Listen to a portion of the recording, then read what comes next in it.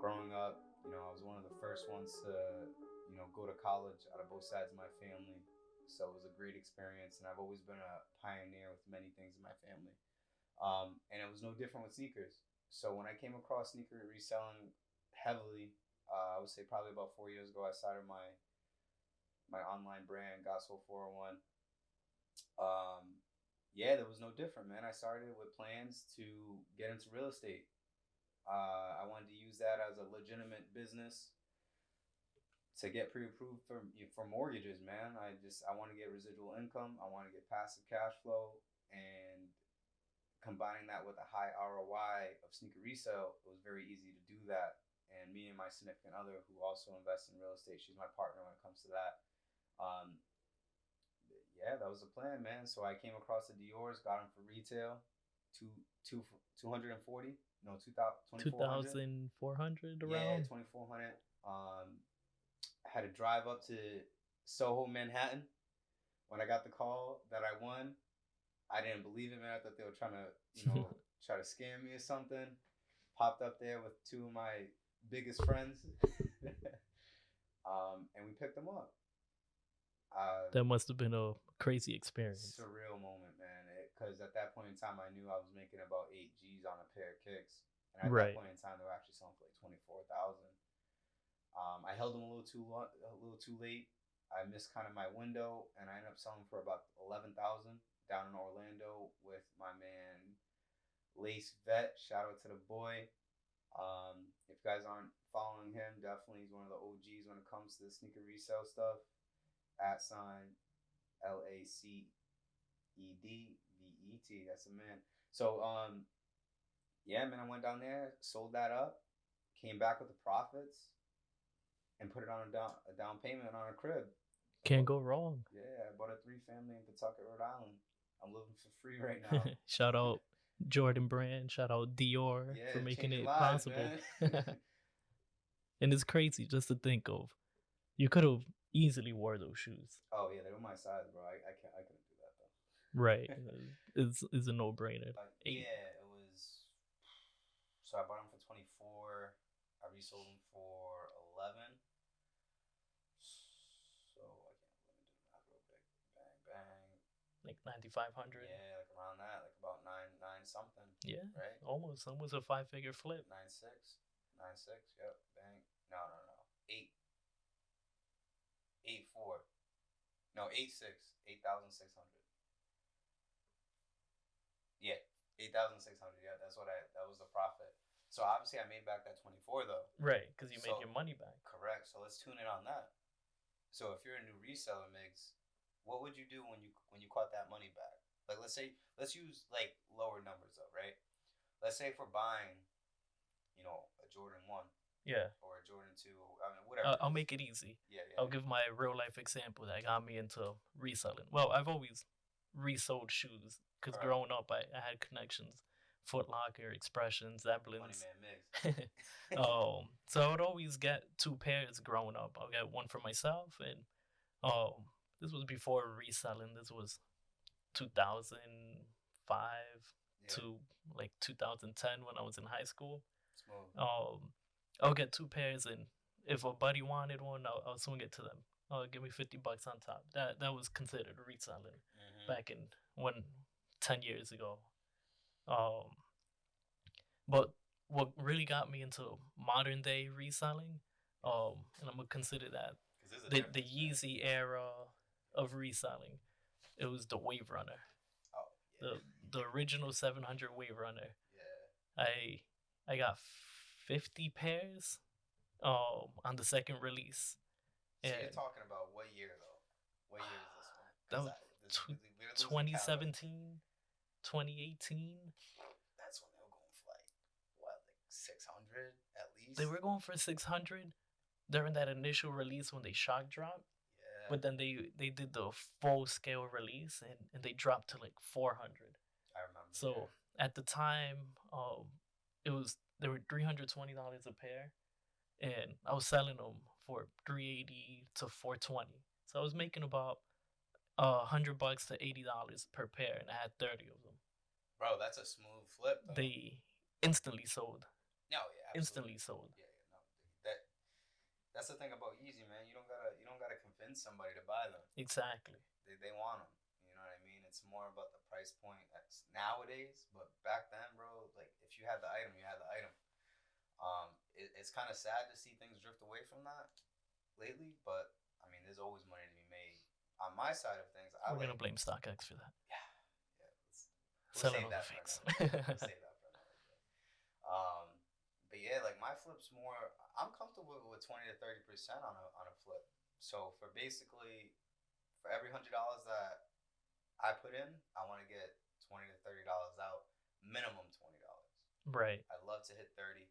Long gone are the days of selling a Yeezy for $400 or $500, unless it's something crazy. Yeah, exactly. And even the crazy pairs are not even going for what they used to be. Nah, it's kind of sad to see, but at the end of the day, bro, like sneaker reselling is gonna be there in any form, any fashion.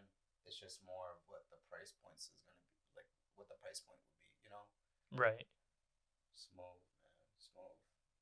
But yeah, you wanted to transition into our next segment of the show, which is called Silhouette Talk, where we basically pay homage to a shoe of the week. I think it's only right to hit up, the Jordan 1 with the unreleased taxis that you brought, right? Yeah. Want to talk about that? We could talk about those. We could talk about the Bad Bunnies. Yes, sir. Who's more polarizing, Bad Bunny, J Balvin? Yeah. We could talk about that after. Yeah, definitely, man. All right. But yeah, right here we have a classic silhouette. There's a Jordan 1. You can't go wrong with a Jordan 1, especially with the black toe. Always a fire. Like that color blocking, man, like that's money. That's exactly. Money.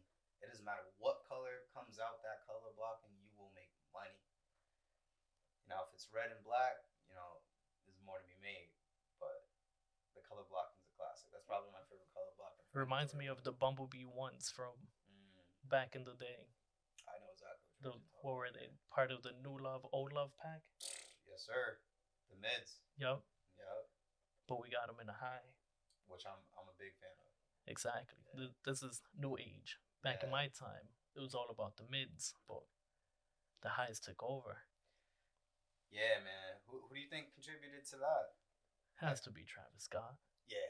I think a few rappers did, to be honest. Yeah. Somebody that people kind of look past is J. Cole. Yeah, J. Cole was happy with the one. Bro, you remember when there was like even Kanye before Adidas. Oh yeah. He was always wearing Jordan 1s. Facts. It was bro. When ones dropped, everybody was giving it love. Everybody. Yeah, and just to think, when I was a kid, ones were the shoes that you didn't get. Yeah, no, it was one of the less popular, like, numbers. Yeah. I think the most popular was 11. 11? Because it was a holiday shoe. Yep, every Christmas. Yeah, so like people were waiting like. I remember when the Concords dropped in 2012 or 2011, around there. I remember looking up videos on YouTube of people literally being like killed, like trampled, right, to get into the mall. Yeah, bro. Like I was like, damn. I was happy with paying resale at that point because I was never gonna get caught in one of those situations, man. But damn, yeah, nah. Numbers have changed over time. Right.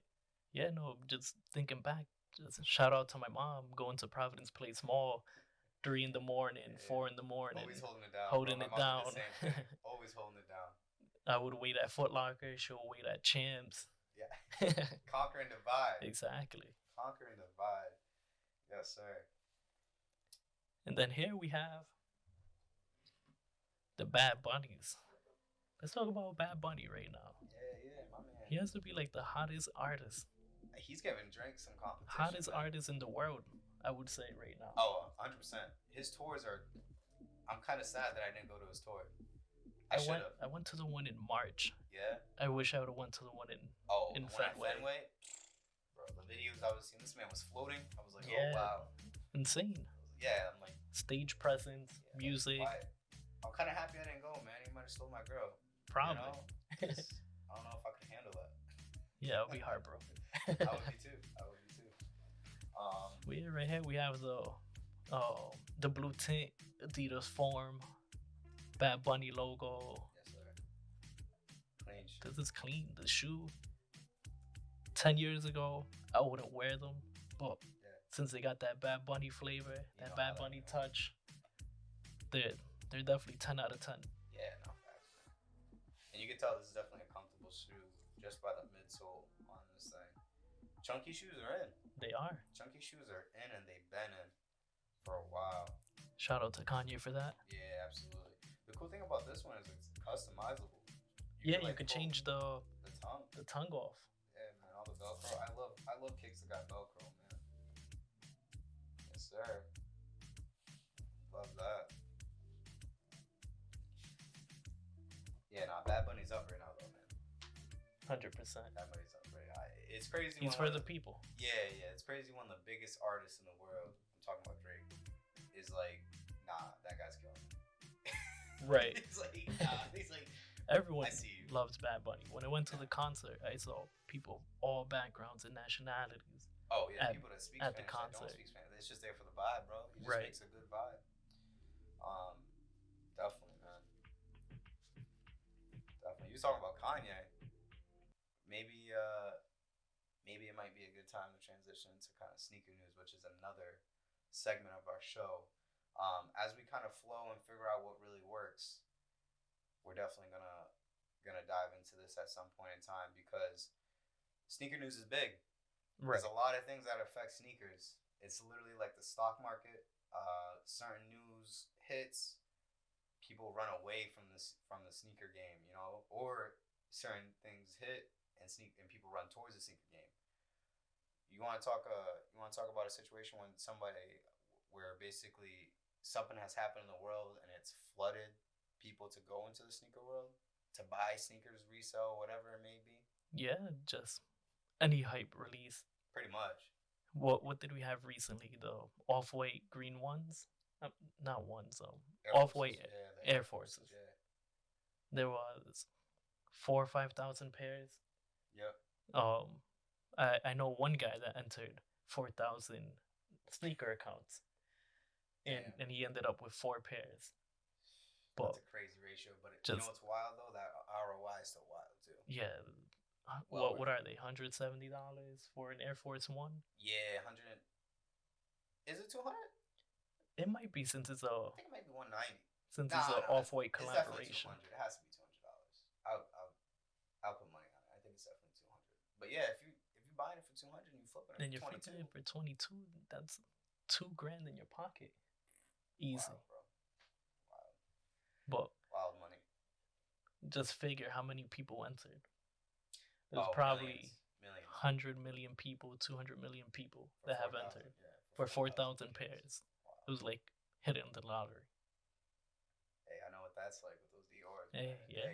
Hey, you want to jump back to that? So, I remember looking online that about, I think it was 10 million or something like that.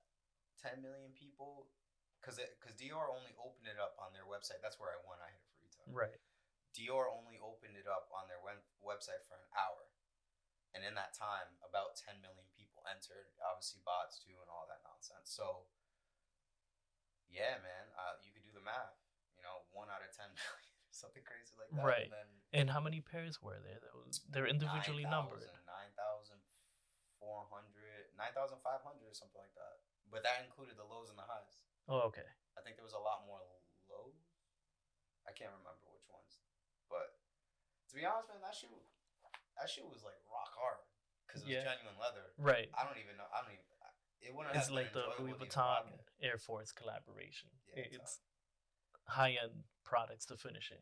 Yeah, it's crazy. But to go back to the example that we're in about sneaker news, there's a lot of things that definitely influence people to run to the sneaker game or run to sneakers in general.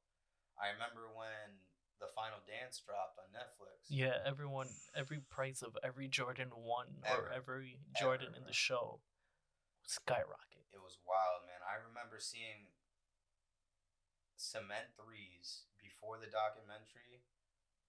They were bricks, like absolute bricks. They were like I mean, at that point in time, they were dropping for 200 or 210 or something like that. I think it's 2019, 18, somewhere around there. They were reselling for probably 240, 250. Right. As soon as that documentary dropped, every pair, hundreds of dollars increase. Bro. You can't get a cement 3 for less than $400 on like Deadstock right now. It's literally. And it was like the perfect timing. Oh The demand was low before. Yeah. But the stock was also low, as people were buying them and wearing them. Correct. Yeah. And then so many people came in wanting the shoe because they saw it on the documentary that the shoe was out already 2 years by the time that documentary came out. Correct. Yeah, it was. So that at that point in time, you gotta think it's like anything, supply and demand. Like you just said, people already were rocking them. They're like, oh shit, I saw it on the doc. I need a fresh, clean pair. So they'll go and buy that resale. So then, as like anything in the stock market, we can use that as an example. Most of those pairs were probably around 240, 250. Those were the first to go. Right. And then people catch on. They start, you know what I mean? There's a trickle effect, and they start posting their shits for 450. Those sell out. They're like, damn, I can get 5 of these. So they post them for 5. You know what I mean? Right. So, it sucks if you like the first few people, like the first few price points ago. Right. Like, you know what I mean? Because damn, I could have made an extra $100 if I held it one more week. Yeah, exactly. That's investment. You can't time it. That's facts. Another time when people have run away from sneaker reselling is actually just recently, man. Like, I mean, obviously everything kind of, and that's one thing I love about sneakers. It's a whole ecosystem. Right. Like now with recession, well, there are talks of recession and all that, and inflation. As inflation is getting higher, we're seeing people just not pay prices. Like they're like, yo, listen, I gotta feed my kids. I'm not paying $400 for no Jordan 1 now. They don't have that stimmy money. Nah, man, nah. So people kind of withdrew a little bit from the sneaker game, and if they're gonna get back into it, it's gonna be at a different price point now. Right. You know what I mean? So like the shoes that I always say anything under $300 is a great shoe for the average person. The average person's not spending more than $300. Right. No way. Different collectors and stuff like that. You know, that's when those are those people that are dropped well over $300 for a shoe. 100%. Yeah. But it's hard. That's 1 in 10 people. Probably 1 in 100 people. It's facts. Those are the best people to have on your client base, though. Exactly. Yo, I need the shoe. What's up? I don't care how much it is. I got you. Like, oh, word. It'll be a retail like $200. You're like, yeah, we need 5. like cash card or Venmo. What's up? If you had to pick between the Jordan 1 and the Bad Bunny to flip, skip, or stash, which one would it be? Ooh, that's a good one. So there's not a third shoe in here, but I guess.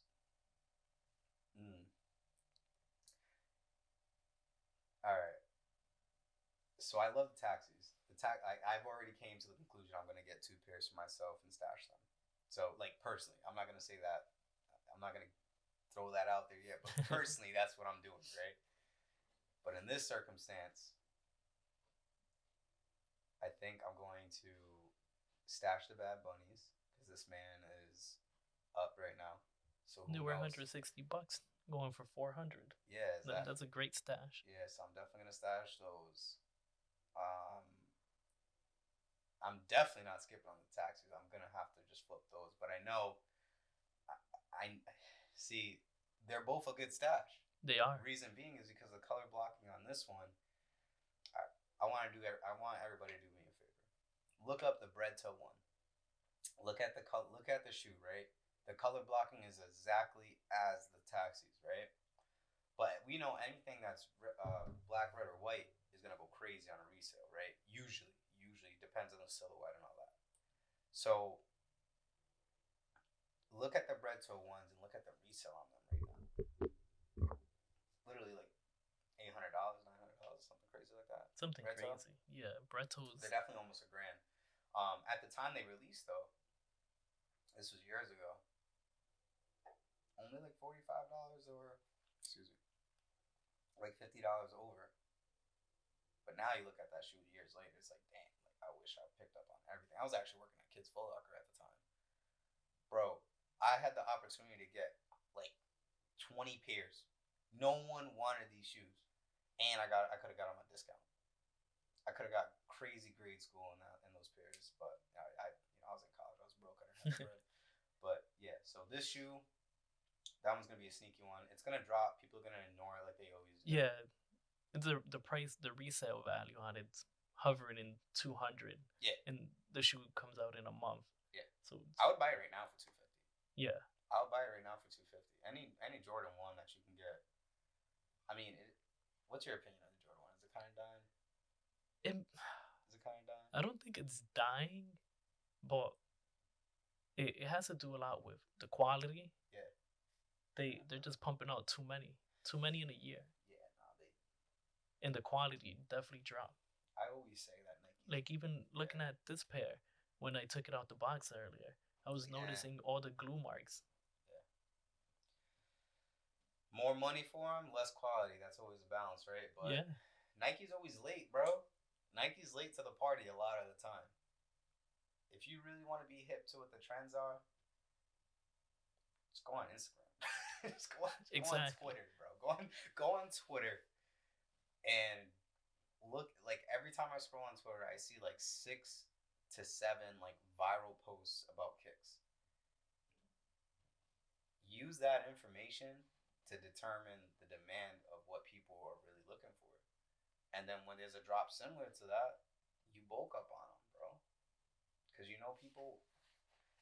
Basically, what I'm getting at, if it's 200,000 people are liking a photo of a Jordan 1 and it looks like that, it's, you know what I mean? It's gonna be a no-brainer. Yeah, exactly. Yeah, that reminds me of the mushroom ones. That's a solid one. I remember calling in to Nike to order this shoe. I got some information from a group I was in, and someone said, call into Nike and give them this SKU and tell them you want it. And that was the only time I've ever placed an order by calling in. Damn. And I got 6 pairs. That's crazy. The shoe did not move. It was in the back of my closet for about a year and a half. Yeah. And then I don't know what it was, but it was such a nice blocking. Yeah. And then it just shot up. It doubled, tripled overnight. Yeah. And I ended up selling them for $350. I held them for a year. It's pretty wild. I've had some good holds, man. My biggest one was the Cinder, the original Cinder 350. Oh, that was a good shoe, bro. I mean, I knew immediately once that shoe dropped that it was gonna be like a $500 shoe. So for those of you who don't really kind of know the numbers on it, they basically released for like 200 or 220. Yeah, 220. They released for 220. Depending on certain sizes, we all know that different sizes go for different bread. So I picked up 7s, 6s, 6.5 heavy. I probably picked up 27 pairs or something like that, or closer to 20 pairs. Yeah, that shoe was peaking at $450. Yeah, so that's exactly when I sold it. So what I ended up doing was locally, I ended up just scooping up as many as I could for resale. Basically, at that point, it was like the resale was between like $260, $300. People just didn't know what they were going to do. I did though. Right. You know what I mean? I'm like, it's a Black Easy. You can't go wrong with this. So I had about 20 pairs of them, stashed them for 6-something months. Kind of around back to school season, and went crazy. And I had them on consignment at a place in Vegas. And we all know consignment gets a higher price, so I was selling mine for. Especially if it's Urban Necessities. Yeah, that was the one, man.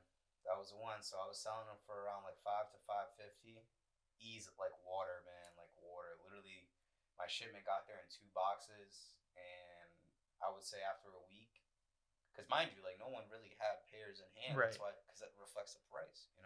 That's why people are willing to pay $5 for them, because no one had them. Exactly. So once mine hit, it was a tough release. I remember. Gone. They were gone. No, I didn't even attempt to get them retail. I was like, I'll pay resale for them because I had so much confidence in what was going to happen. Um, so that was one of my biggest like holds. I made a lot of money on that. I ain't gonna front. Yeah, I made a good amount. Somewhere between like 2 to 3K. Nice. Yeah, it was smooth. Yeah, that shoe. I remember picking up a couple pairs of a one kid. Yeah. And he was selling them to me for dirt cheap. I think I got a size 13 for you or an 11. I remember that. Yeah, he was selling them for dirt cheap. I bought myself a size, and yeah, you still made bread off it too, Yeah, probably, right? he sold them to me for like 240, 250. For like 280. Yeah, which was still below retail. Well, that was probably right around where it was at the time. I think they probably were going for like 280 to 300 at that time. Exactly. But I love what you just described, bro. Like, that's how this game works. Yeah. It's like, it starts with the person that secures it at retail, right? And then it just feeds the chain. You know what I mean? Like, so reseller A gets it for retail, or even a regular everyday person gets lucky hits. Let's say they get that shoe for $200 retail. Then they feed it to the next person, probably at 240, 250. And then they could even be a next person after that buys it at like, let's say 3, and then the resale could be 4. Right. So like everybody, there's just different levels. There's the people that don't know what they're doing. They'll get the shoe and all they want to make is their $5-10 and they'll sell it. Yeah, no, it's or they don't have the clientele, so someone's offering them something and they're like, all right, I'm gonna sell it. Yeah. Then there's the people, the long holders that wait for that value to go up. Then there's the people that have clientele. They will just grab the shoe at retail, above retail, and they will still make money on it. Facts. I think it's important to be well diverse when it comes to this sneaker game. I think you need to have kind of a little bit of each. And that's kind of just investing in general. Like, you don't want all your eggs in one basket. Because when one thing goes down, you down. You know what I'm saying? Like, if you got all your money pent up in the stock market, and the stock market, fluctuates a little bit, you're losing money heavy. Right. But if you diversify, maybe you got some in real estate, maybe you got some in the stock market, maybe you got some in kicks. That's a good layout, bro. Because like, if something hits everything at once, it's a sticky situation. But very seldomly does a event affect that many layers of investing wildly. You know what I mean? Right. So you should do that definitely with the same thing in the sneaker game. Like, maybe you have a bunch of fast movers, then you have some that you hold and wait on, and then maybe you got some that you pump out to just like those high end clients you may have. Exactly. You know what I'm saying? It's definitely balance though, because if you don't have the money to hold something, you're shooting yourself in the foot to begin with. Right. You know what I mean? Because then you're gonna eat ramen noodles for for a while. And noodles. Yeah, because then you're skipping by. You know what I mean? So. Right. If you got the bread, holding is something that is definitely gonna be a good idea. But if you don't, it's okay to do some fast movers to start off. Yeah, even if you don't have capital, it makes no sense to put all your money in 10, 20, 30, whatever you could afford, and keep it in your closet. Then you're not gonna make money. You're better off grabbing the Jordan 1 that's easily accessible. Or whatever accessible shoe is, and just compound it. All right, I got this one, I can make $10, $10, $10. Then you move on to the next one. Now I'm making 20, 20, 20. Move on to the next one. Now I'm making 50 per each.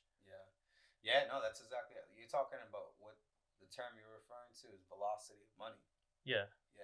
Like, so, like you said, man, you got a bunch of fast movers. Hey, you're not catching $100 a shoe, but right.